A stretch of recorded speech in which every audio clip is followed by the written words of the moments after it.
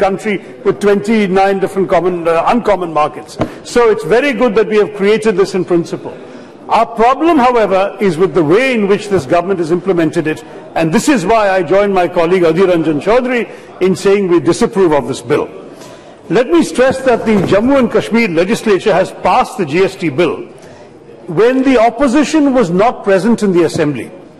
This happened amid debates about the nature of the impact of GST on Jammu and Kashmir's relations with the centre, which, as you all know, are governed by Article 370, as the Minister explained, and the opposition claimed that this was a violation of the Jammu and Kashmir Constitution and of Article 370 because it eroded the state's special status in terms of its own financial autonomy and its legislative powers, which are reserved for the Jammu and Kashmir Assembly.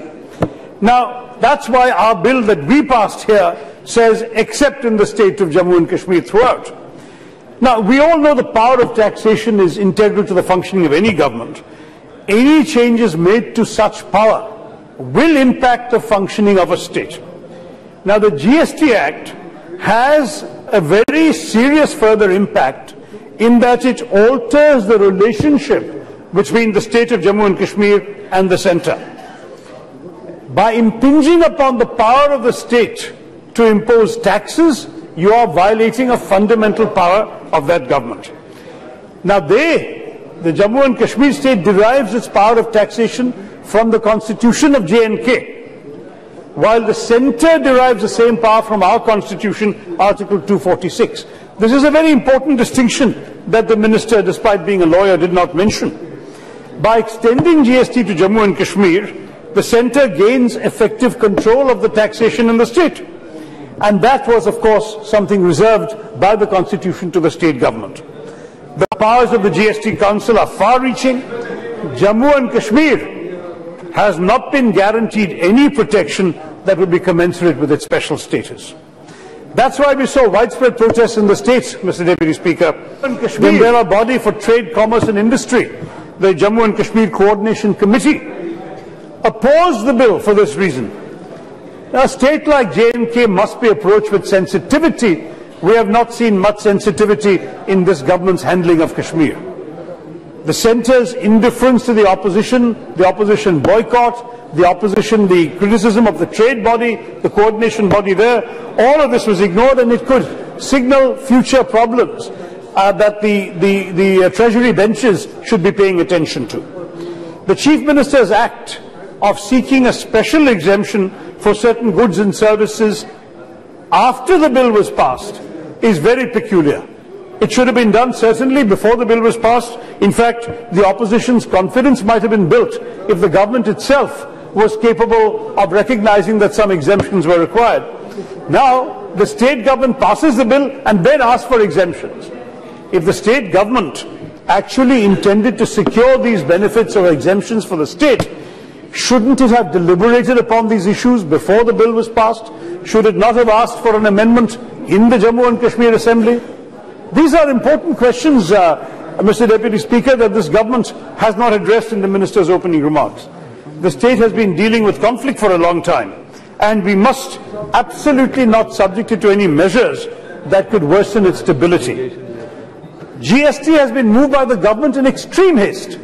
You know that in Malaysia, when they introduced GST, they announced it and they gave the public and shopkeepers and so on 1 year before it was coming into force. In India, a much larger country than Malaysia, we didn't get 1 year, we got 2 weeks. This is what this government has done in its haste.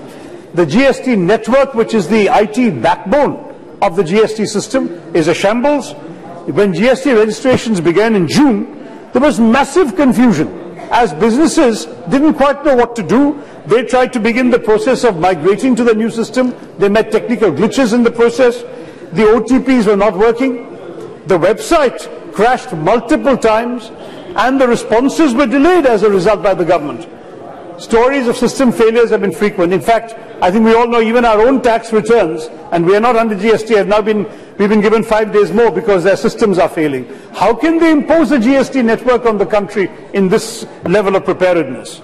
It goes on to increase the insecurity of our economy that many people have already felt when we had the dramatic demonetization that affected so many people abruptly and that unsettled the economy. Now, the centre had promised to the nation a simplified system of taxation, a good and simple tax, the Prime Minister said, GST, good and simple tax, with the motto of one nation, one tax. But the GST is not one nation, one tax. It consists of 3 layers, CGST, IGST and SGST. And it has 6 slabs of taxation, 0%, 3% for gold, 5%, 12%, 18%, 28% and 40%. India's is the only GST system in the whole world to have so many slabs. So instead of one nation, one tax, we have one nation, 3 taxes, 6 slabs. That's not a slogan that will trip so comfortably off the tongue of our government propagandists. Let me say that it also has created massive confusion. You may remember that on the 1st of July when it came into force, many shops simply downed their shutters. They didn't even open for business because they didn't know how to cope with what to do with the GST that had come in. In fact, this GST taxes different variations of the same product differently. So that, for example, milk, we all need milk, Mr. Deputy Speaker, you actually have 4 different rates for milk products. Flour. Generic flour is not taxed.